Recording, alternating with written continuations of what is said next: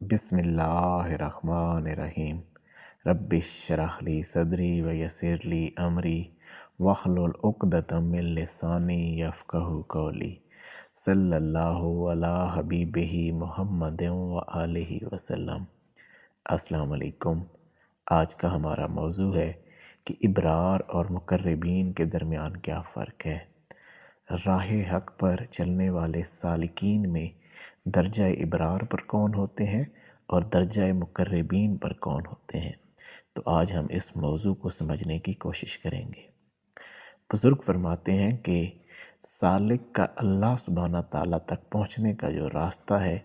या रास्ते हैं वो मखलूक़ात की सांसों के बराबर हैं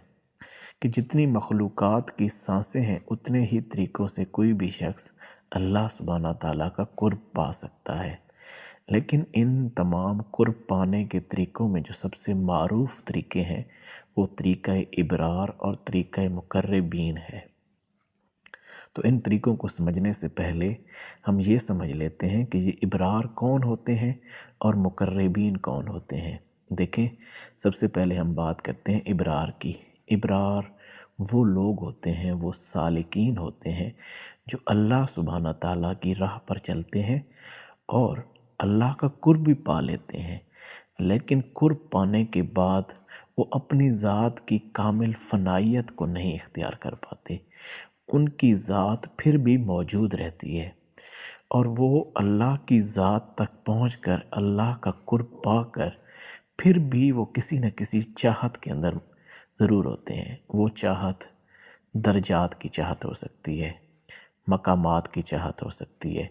जन्नत के ख़ासुल ख़ास दर्जों की चाहत हो सकती है। यानी कि उनके उस अमल के पीछे कोई ना कोई चाहत मौजूद होगी जो अल्लाह के सिवा होगी। अल्लाह की ज़ात के अलावा भी कोई चाहत उनके दिल में मौजूद होगी। ऐसे जो लोग होते हैं वो बढ़ अल्लाह ही की तरफ रहे होते हैं। चाहत अल्लाह भी होती है लेकिन अल्लाह के साथ साथ वो मकामात को भी मद्देनज़र रखते हैं। यानी कि जिस तरीके से गौस, कुतब, अब्दाल, औताद वगैरह वगैरह ये जो सारे मर्तबे हैं उनके ज़हन में, उनके फ़हम में, उनके अदराक में कहीं ना कहीं ये चीज़ चल रही होती है कि वो इन मकामात तक पहुँचें। ये तरीक़ा इब्रार है, ये इब्रार लोग होते हैं। या वो जन्नत में पहली जन्नत, दूसरी जन्नत, तीसरी जन्नत, जन्नत की नेमतें, इन चीज़ों को भी वो अपने जहन में रखे हुए होते हैं। तो ये जो लोग होते हैं ये इब्रार लोग होते हैं। ऐसे लोगों को इल्लामा इक़बाल रहमतुल्लाह अलैह ने भी तनकीद की है और आपने उन्हें समझाया कि भाई तुम ठीक है अल्लाह की राह पर हो लेकिन अभी भी कुछ कमी है। आपने फरमाया कि जिनका अमल है बेगर्ज़ उनकी जज़ा कुछ और है, हुरो ख़याम से गुज़र बादो जाम से गुज़र। कि जिनका अमल है बेगर्ज़ उनकी जज़ा कुछ और है, हुरो ख़याम से गुज़र बादो जाम से गुज़र। कि तेरा अमल जो है ना अभी वो खालिस नहीं है, तू अपने अमल में कहीं ना कहीं कुछ ना कुछ ऐसे मामलात लिए हुए है जो कि दुरुस्त नहीं है और तेरा अभी मकसूद हुरो ख़याम है या बादो जाम है जो कि जन्नत के मामलात में से है। तू अभी तक अल्लाह के अलावा जो मखलूक है उसमें खोया हुआ है। तो ये चीज़ मकसूद नहीं है, ये चीज़ बेहतर नहीं है। तू तरीक़ा इब्रार के अंदर है, तेरी रूह में ये इस्तेदाद नहीं है कि तू अपनी ज़ात को कामिल तौर पर फ़ना कर सक, तू अपनी ज़ात की फ़नाइयत दे। तो ये है। अब इसमें ये थे इब्रार लोग जिनके अंदर अल्लाह के अलावा भी कुछ चाहत मौजूद होती है। अब बात करते हैं मुक़र्रबीन की। मुक़र्रबीन वो लोग होते हैं जिनकी चाहत फ़कत अल्लाह होती है और वो अपनी कामिल नफ़ी कर देते हैं। देखें, उनको भी ये मकामात ज़रूर मिलते हैं, यानी कि वो गौस, कुतब, अब्दाल, औताद, कलंदर, ये सारे मकामात उनको अल्लाह सुब्हाना ताला देता है। ये गिफ्ट कर देता है अल्लाह ताला उनको ये चीज़ इनामात में दे दी जाती है। उनके मकामात होते हैं लेकिन वो उस चीज़ की चाहत नहीं रखते। उनको भी जन्नतें मिलती हैं लेकिन जन्नत उनकी चाहत नहीं होती। अल्लाह फिर उनको मालिक कुल बना देता है। वो सैयदना सुल्तान वारिफीन लिखते हैं कि जिसने दुनिया को चाहा उसको दुनिया मिली, جس نے عقبہ کو چاہا یعنی کہ جنت کو چاہا اس کو جنت ملی، اور جس نے اللہ کو چاہا وہ مالک کل ہو گیا، اس کو ہر چیز مل گئی، اللہ اس سے پھر کسی چیز کے معاملات کو۔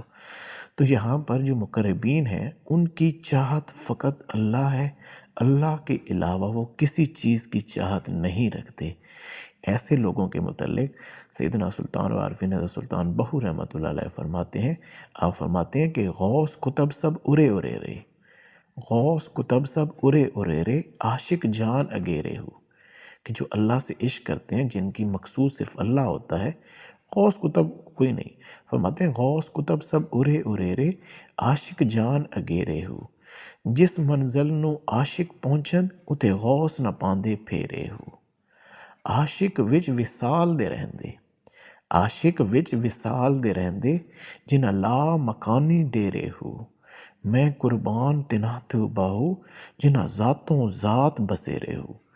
کہ یہ جو ہے نا، یہ جو لوگ ہوتے ہیں، یہ جو عاشقین ہوتے ہیں، یہ جو مقربین و عاشقین، یہ ایک ہی کیٹیگری ہے۔ یہ جو لوگ ہوتے ہیں یہ بڑے خاص ہوتے ہیں، یہ جس منزل پر ہوتے ہیں نا، ادھر غوث کتب، یہ جو صاحب مقامات ہوتے ہیں وہ وہاں پہ پہنچ ہی نہیں سکتے، وہاں پہ ان کے معاملات، ان کی سوچ بھی وہاں نہیں جا سکتی۔ یہ ہر وقت اللہ کے وصال کے اندر گم رہتے ہیں، ان کے اندر اللہ کا وہ وصال ہوتا ہے، یہ اللہ کے وصال میں گم ہوتے ہیں، ان کی ذات ختم ہو چکی ہوتی ہے، ان کا قلب و باطن ہر وقت لامقام میں رہتا ہے۔ یہ ظاہراً اس دنیا میں ہوتے ہیں لیکن ان کا قلب و باطن فنا ہو چکا ہوتا ہے اللہ کی ذات میں۔ اور پھر سلطان صاحب فرما رہے ہیں کہ میں قربان جاؤں ایسے لوگوں پر، وہاں پہ ذات و ذات بسے رہے، وہی قلب ہے، قلب المومن عرش اللہ، کہ اس کا مومن کا قلب اللہ کا عرش ہے۔ وہ کسی عاشق کا قلب ہوتا ہے جو اپنی ذات کی نفی کر چکا ہوتا ہے۔ دیکھیں یہ چیز یاد رکھیں، جو مقربین ہوتے ہیں وہ اصل عین اللہ کو چاہنے والے لوگ ہوتے ہیں، ان کو اس کے علاوہ کسی چیز کی چاہت نہیں ہوتی، ان کی چاہت فقط اللہ کی ذات ہوتی ہے اور وہ اللہ ہی کو پانا چاہتے ہیں۔ یہ چیزیں بتانے کا آپ کو مقصد یہ ہے کہ آپ اگر یہ باتیں سن رہے ہیں تو آپ کہیں ضرور مقربین کے معاملات میں ہیں، آپ کے اندر، آپ کی روح میں یہ استعداد ہے کہ آپ طریقہ مقربین پہ چل کر اللہ کا قرب پا سکتے ہیں۔ پھر اب مزید سلطان صاحب نے اسی چیز کو مزید خوبصورت انداز میں کھولا کہ جو مقربین ہوتے ہیں ان کا معاملہ کیا ہو جاتا ہے، کیا ہوتے ہیں وہ اللہ کا قرب پا لینے، اللہ کی ذات میں فنائیت کے بعد وہ کیا ہوتے ہیں۔ آپ فرماتے ہیں کہ الف احد جدتی وکھالی، کہ اللہ کی ذات جب ان کے معاملات کھلتے ہیں، ان کا وصل ہوتا ہے، الف احد جدتی وکھالی از خود ہویا فانی ہو، الف احد جدتی وکھالی از خود ہویا فانی ہو، قرب وصال مقام نہ منزل، نہ ہوتے کوئی نہ جسم نہ جانی ہو، قرب وصال مقام نہ منزل، نہ ہوتے جسم نہ جانی ہو، نہ ہوتے عشق محبت کائی، نہ ہوتے کوئی مکانی ہو، نہ ہوتے عشق محبت کائی، نہ ہوتے کوئی مکانی ہو، اینو این تھیو سے باہو، سر وحدت سبحانی ہو۔ یعنی کہ آپ کتنا خوبصورت بتا رہے ہیں کہ جس کو اللہ کا قرب مل جاتا ہے اس کی ذات فنا ہو جاتی ہے۔ الف احد جدتی وکھالی از خود ہویا فانی ہو، قرب وصال، نہ وہاں قرب ہے نہ وصال ہے، نہ مقام نہ منزل، نہ وہاں کوئی مقامات ہے نہ منزل ہے، نہ ہوتا جسم نہ جانی، نہ ان کا جسم ہے نہ جان ہے، ہر چیز سے فنا ہو چکے ہیں۔ قرب وصال مقام نہ منزل، نہ ہوتے جسم نہ جانی ہو، نہ ہوتے عشق محبت کا ہی، وہاں پہ عشق محبت کا معاملہ بن ہی نہیں سکتا، وہاں ذات جو ایک ہو گئی، وہاں پر وہ چیز درمیان میں سے ختم ہو گئی، وہ جو ایک دوسرے دو ہی تھی، وہ دو ہی والا کام ہی ختم ہو گیا، وحدت آ گئی۔ نہ ہوتے عشق محبت کا ہی، نہ ہوتے کوئی مکان ہی، وہ کوئی مکان ہے ہی نہیں، وہ تو ہر چیز وراء الورا، اللہ کو پا لینا وراء الورا، وہ کسی چیز کے معاملات نہیں ہیں۔ نہ ہوتے عشق محبت کا ہی، نہ ہوتے کوئی مکانی ہو، اینو این تھیو سے باہو، سر وحدت سبحانی، کہ اب این ہو گئے ہیں، بالکل ایک جیسا معاملہ ہو گیا، اندر سے وہ اندر کے معاملات ختم ہو چکے ہیں، اب اللہ کا راز بن چکے ہیں۔ جیسے کہ حدیث قدسی میں بھی ہے نا کہ اس کا ایک حصہ ہے کہ جب میرا بندہ نوافل سے میری کثرت کرتا ہے، نوافل کی کثرت کرتا ہے اور میرے قرب کو پانے کی جستجو کرتا ہے، تو ایک وقت آتا ہے کہ میں اس کے ہاتھ بن جاتا ہوں جن سے وہ پکڑتا ہے، میں اس کے پاؤں بن جاتا ہوں جن سے وہ چلتا ہے، اس کی آنکھ بن جاتا ہوں جس سے وہ دیکھتا ہے۔ تو یہ معاملہ ہو جاتا ہے کہ عین و عین تھی اسے باہو سروادت سبحانی ہو۔ تو یہ ہوتا ہے طریقہ مقربین، کہ وہ مقرب لوگ ہوتے ہیں جو اس راہ پر چل کے آتے ہیں اور پھر اللہ سبحانہ تعالیٰ کا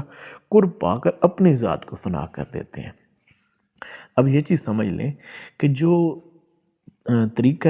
ابرار ہے، یعنی کہ جو بھی ابرار کی بات کی ہے وہ بھی ختم ہو چکا ہے۔ کوئی یہ سمجھے نا کہ آج بھی کوئی ابرار موجود ہیں یا طریقہ ابرار موجود ہے تو بھائی بہت مشکل ہے۔ طریقہ ابرار کیا ہے؟ کس طریقے ابرار جو لوگ ہوتے ہیں جو اللہ کا قرب پاتے ہیں، جن کے مقامات جو یہ مقامات کے معاملات میں ہوتے ہیں، غوث قطب یہی صرف ان کی مقصدیت یہی بننا ہوتا ہے، اللہ وہ دے بھی دیتا ہے۔ تو وہ جو لوگ ہوتے ہیں ان کے معاملات کے عین شریعت پر چلتے ہیں، طریقہ ابرار عین شریعت پر چلتے ہیں، مجاہدات شدیدہ کرتے ہیں، شدید قسم کے مجاہدات، اپنے نفس کے خلاف ایسے مجاہدات جن کو آپ سوچ بھی نہیں سکتے۔ جنگلوں میں 30 سال 40 سال اپنے نفس کے خلاف چلنا، اپنے معاملات کو چھوڑ دینا، اپنی ذات کو ایک دفعہ تباہ کر دینا، مجاہدات شدیدہ اور ریاضات شاقہ، شاق ہو جائے آپ کی جسم روح فنا ہو جائے، آپ ان کے صرف ریاضات سن لیتے، جو اس وقت طریقہ ابرار پر چل کر اللہ سبحانہ تعالیٰ کا قرب پانے کی کوشش کرتے ہیں۔ تو طریقہ ابرار بھی آج کے دور کے اندر بہت زیادہ نایاب ہو چکا ہے، بہت شاید کوئی شاذ و نادر لوگ ہوں جو کہ اس معاملات کے اندر ہوں، لیکن الحمدللہ طریقہ مقربین موجود ہے۔ طریقہ مقربین کی جو میں آپ کو یہ حقیقت بات بتا رہا ہوں کہ طریقہ مقربین کو جس طریقے سے سلسلہ نقش بند نے سنبھال کر رکھا ہے، کسی سلسلہ میں آپ کو ویسی مثال نہیں ملے گی جس طریقے سے طریقہ مقربین کی تعلیمات کو سلسلہ نقش بند نے سنبھالا ہے، ویسے آپ کو کہیں بھی ایسا معاملہ نہیں ملے گا۔ ذکر و فکر، مراقبات، اللہ کی ذات میں فنا بقا، عروج نزول، یہ ساری جو چیزیں ہیں نا، یہ جو چیزیں کرائی جاتی ہیں، یہ جو کسی شیخ کی صحبت کے اندر اس کو ذکر و فکر، حبس دم، اس کو جو اپنی ذات کی نفی کرانا، نفس کے خلاف چلانا، شریعت پہ گامزن کرانا، فنا و بقا، فنا فی شیخ، فنا فی رسول، فنا فی اللہ کی جو منازل طے کرانا، یہ جو اس کے اندر کی صفائی و باطن اور یہ سارے معاملات کرنا، یہی اصل میں طریقہ مقربین ہے۔ یہ مقرب لوگوں کا طریقہ ہے، اور وہ اس چیز کو جب کراتے ہیں تو ساتھ میں یہ نیت بھی ضرور بتاتے ہیں، اللہم انت مقصودی و رضا کا مطلوبی، میرا مقصد اللہ کو پانا ہے اور اس کی رضا ہی مجھے مطلوب ہے، اس کے علاوہ مجھے کچھ نہیں چاہیے، کوئی بھی چیز میری اس کے علاوہ مقصود نہیں ہے۔ تو یہی لوگ ہیں جو اللہ سبحانہ تعالیٰ جن کے متعلق فرماتا ہے کہ یہ وہ لوگ ہیں، یہ سورہ واقعہ کے اندر، کہ ہر کار خیر میں آگے رہنے والے، ہر کار خیر میں آگے رہنے والے، اور وہ اس روز بھی آگے آگے ہوں گے، وہی مقرب بارگاہ ہیں۔ تو یہ مقرب، یہ سورہ واقعہ کے اندر آپ کو جو ہے نا، یہ آیت نمبر 10 سے 11 کے اندر، 10-11 کے اندر یہی چیز آپ پڑھ سکتے ہیں، میں اس میں ایڈ کر دوں گا ویڈیو کے اندر۔ تو یہ تھے مقربین لوگ اللہ کے، وہ لوگ جن کا مقصد فقط اللہ ہے اور وہ اللہ ہی کو پانا چاہتے ہیں۔ باج وصال اللہ دے باہو، سب کس سے کہانیاں ہو، کہ ان کے نزدیک صرف اللہ کا وصال پانا ہوتا ہے اور کچھ نہیں، ان کو یہ ساری چیزوں کو چھوڑ دیتے ہیں۔ تو اب بات کرتے ہیں کہ جنت کے اندر دیکھیں نا، جنت تو ہر ایک کو ملنی ہے، جنت اللہ کے قرب کا مقام ہے جہاں پہ اللہ کا قرب ملے گا، جو اچھے عمل کریں گے ضرور وہ جنت کے اندر جائیں گے۔ لیکن اللہ سبحانہ تعالیٰ سورہ مطففین کے اندر فرماتا ہے کہ جو ابرار لوگوں کے متعلق یہ چیز بتائی جا رہی ہے کہ انہیں پلائی جائے گی سر بمہر خالص شراب، اور اس کی مہر کستوری کی ہوگی۔ یہ ابرار لوگوں کے متعلق فرمایا جا رہا ہے سورہ مطففین کے اندر کہ انہیں پلائی جائے گی سر بمہر خالص شراب، اور اس کی مہر کستوری کی ہوگی، اور اس میں تسنیم کی آمیزش ہوگی۔ یہ وہ چشمہ ہے، اب تسنیم کے متعلق اللہ سبحانہ تعالیٰ فرما رہا ہے، یہ وہ چشمہ ہے جس سے صرف مقربین پئیں گے۔ دیکھیں ابرار لوگوں کو جو شراب پیش کی جائے گی نا جنت کے اندر، اللہ سبحانہ تعالیٰ اس کے متعلق یہ چیز سمجھا رہے ہیں، یہ چیز بتا رہے ہیں کہ وہ جو ان کی شراب ہے وہ خالص شراب ہوگی، اس کے اندر کستوری کی مہر ہوگی، اور اس کے اندر آمیزش کی جائے گی